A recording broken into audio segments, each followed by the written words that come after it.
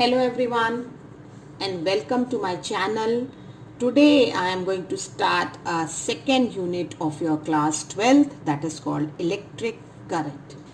आपने मेरे अगर लास्ट सारे वीडियोस देखे होंगे तो आपने देखा होगा इलेक्ट्रोस्टैटिक हमने ऑलमोस्ट पूरे टॉपिक कवर किए हुए हैं अलोंग विद द न्यूमेरिकल्स, और जो लेफ्ट आउट टॉपिक हैं उनको स्लोली हम कवर करते जाएंगे सो दैट आपको बीच टॉपिक के साथ न्यूमेरिकल भी होता जाए. ओके उसमें हमारे किरचॉफ्स लॉ पर जैसे मीटर ब्रिज पोटेंशियोमीटर, तो we'll go on completing that. But side by side हम नया चैप्टर स्टार्ट कर सकते हैं जिसमें हम इलेक्ट्रिक करंट पढ़ेंगे.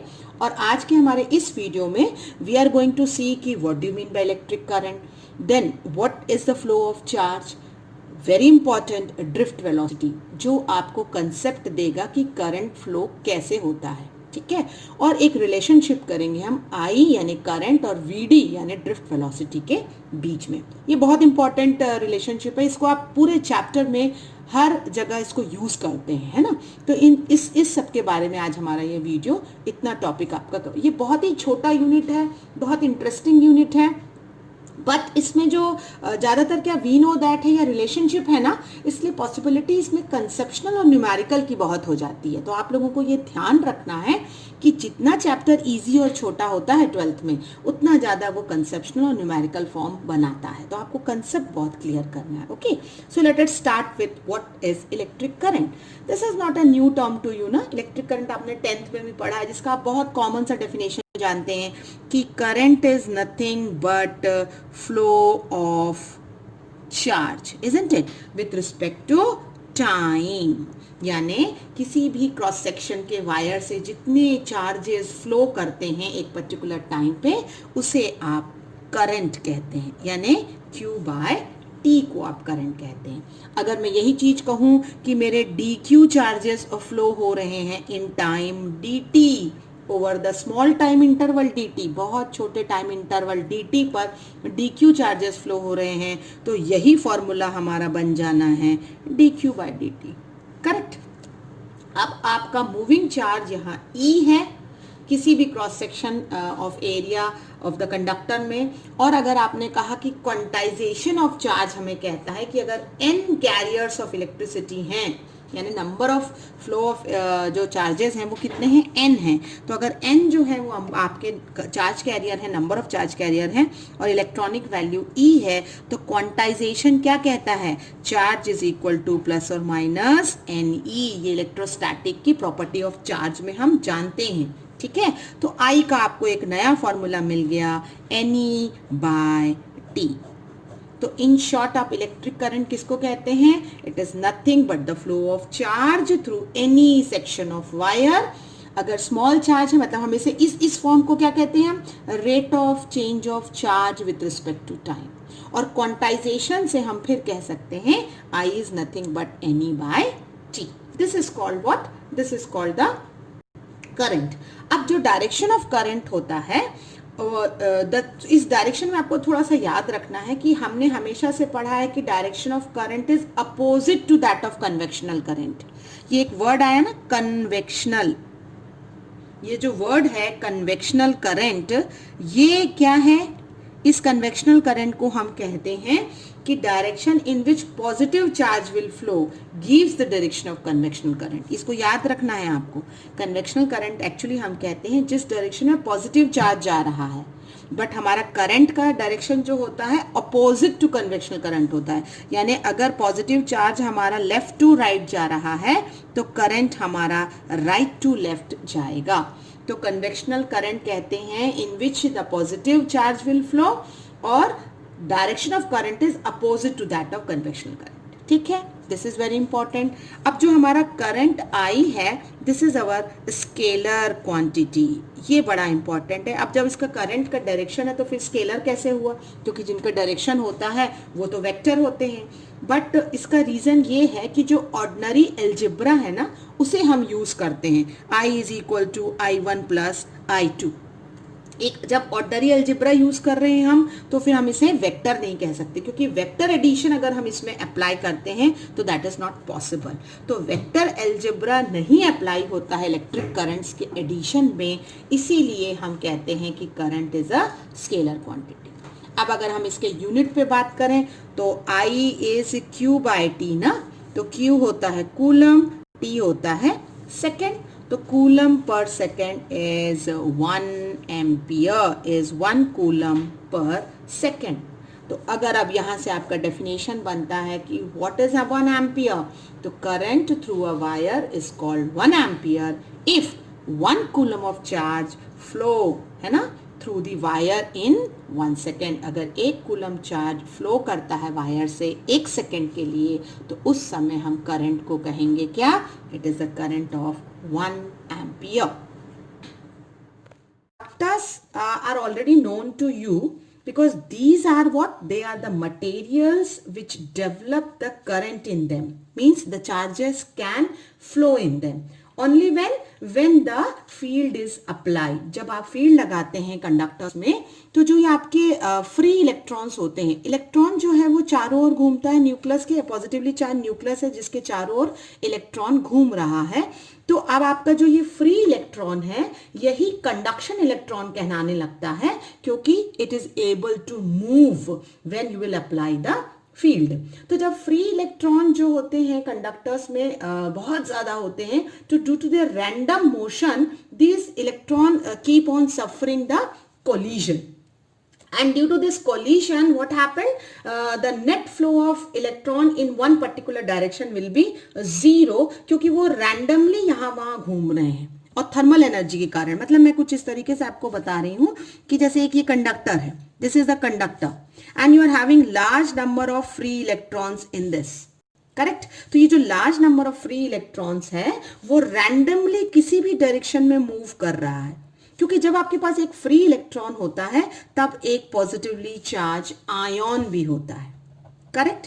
एक फ्री इलेक्ट्रॉन है अगर आपके पास, तो एक पॉजिटिवली चार्ज आयन भी रहेगा। तो थर्मल एनर्जी के कारण ये आपस में टकरा रहे हैं एक दूसरे से, और टकरा करके क्या कर रहे हैं, ओवरऑल इनका कोई भी कंट्रीब्यूशन नहीं है वेलोसिटी पर, करेक्ट। तो अगर मान लीजिए मैं कंसिडर करती हूं कि U1, U2, U3 ऐसे मेरे पास initially n number of electrons हैं, I am having n number of electrons, और इस n नंबर ऑफ इलेक्ट्रॉन की इनिशियल वेलोसिटी ये है, ठीक है, रैंडम थर्मल वेलोसिटी। मतलब due to their own motion they are getting heated up and we are getting this as their thermal velocity. तो इसका अगर मैं एवरेज निकालूं तो क्या आएगा, क्योंकि एवरेज इनका अगर मैं ऐड करके डिवाइड कर दूं टोटल नंबर ऑफ इलेक्ट्रॉन से, so what I will get 0, क्योंकि इनका कोई कंट्रीब्यूशन नहीं है ना। So as such we are getting it 0। But इस तरीके के अगर फ्री इलेक्ट्रॉन जिसमें बहुत सारे हैं उसे मैं PD अप्लाई कर देती हूँ, यानी पोटेंशियल डिफरेंस अप्लाई करती हूँ। तो ये मेरा कंडक्टर है, सपोज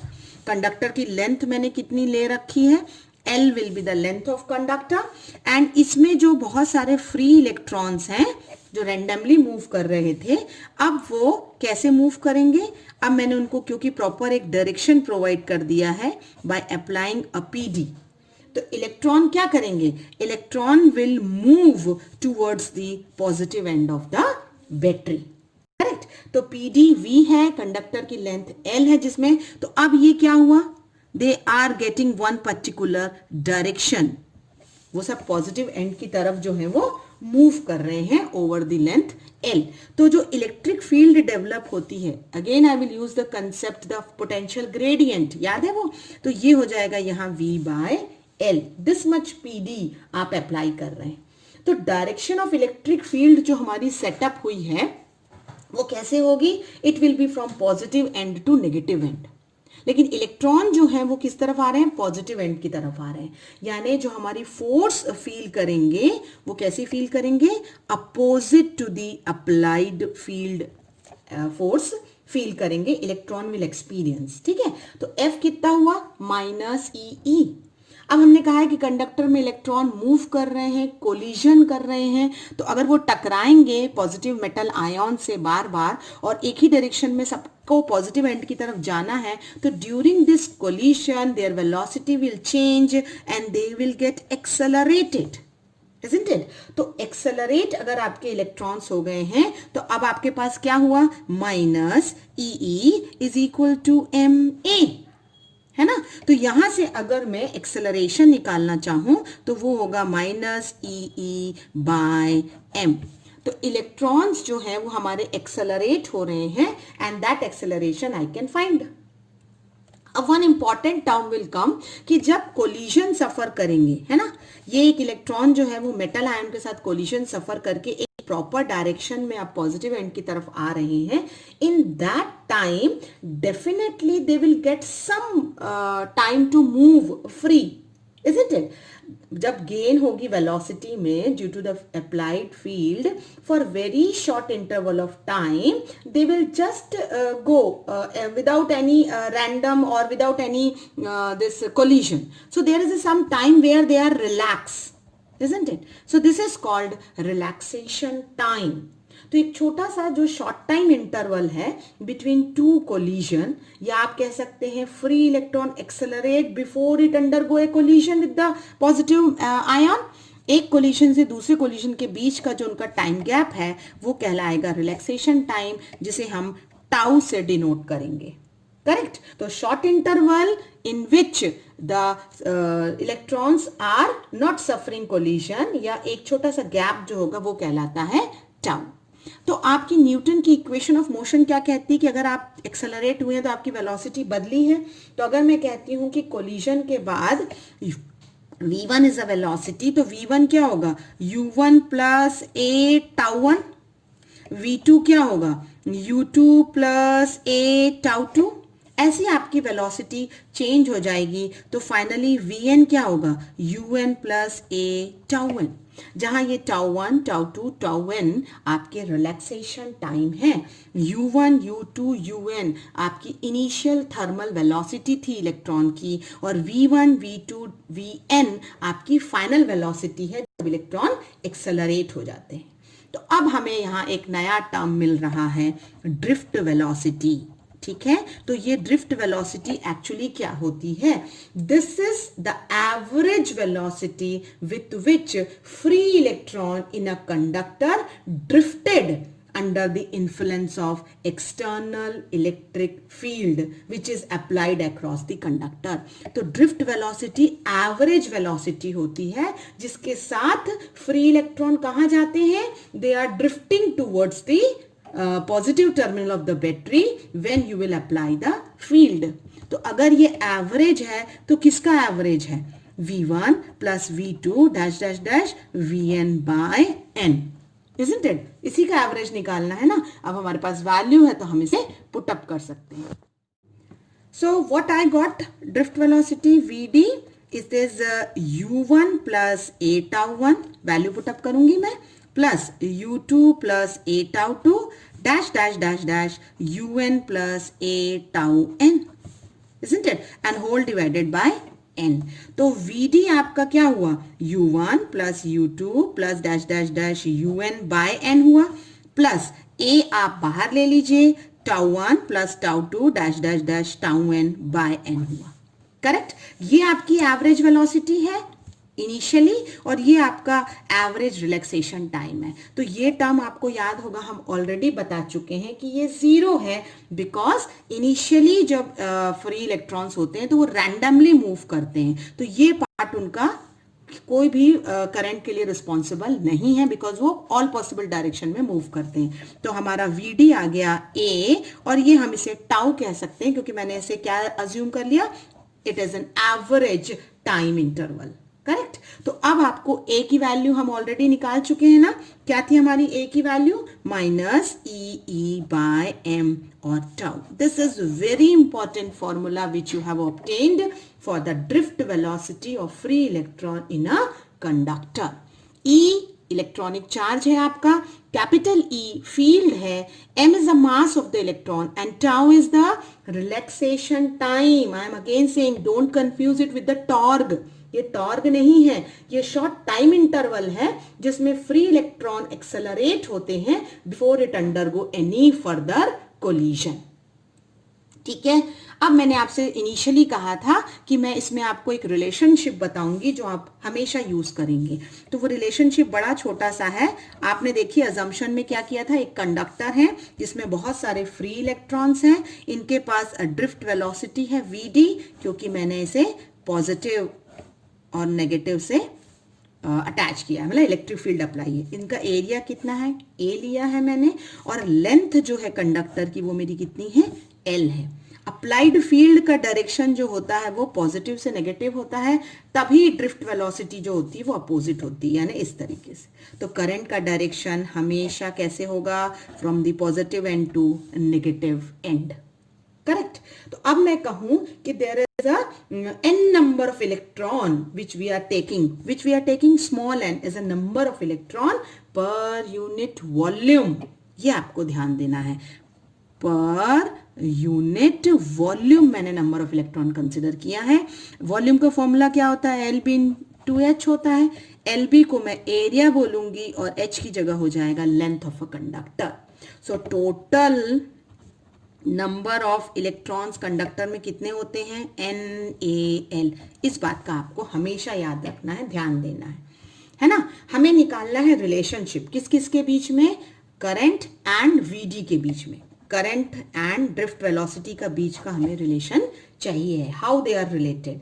तो मैं करंट का फॉर्मूला जानती हूँ ना, what is current, it is Q by T। तो अगर मुझे Q और T की वैल्यू मिल जाए, जब हमने इस तरीके का एक अरेंजमेंट लिया है, अगर हमें चार्जेस कितने फ्लो हो रहे हैं और टाइम कितना लग रहा है ये पता चल जाए, तो I can get the relationship.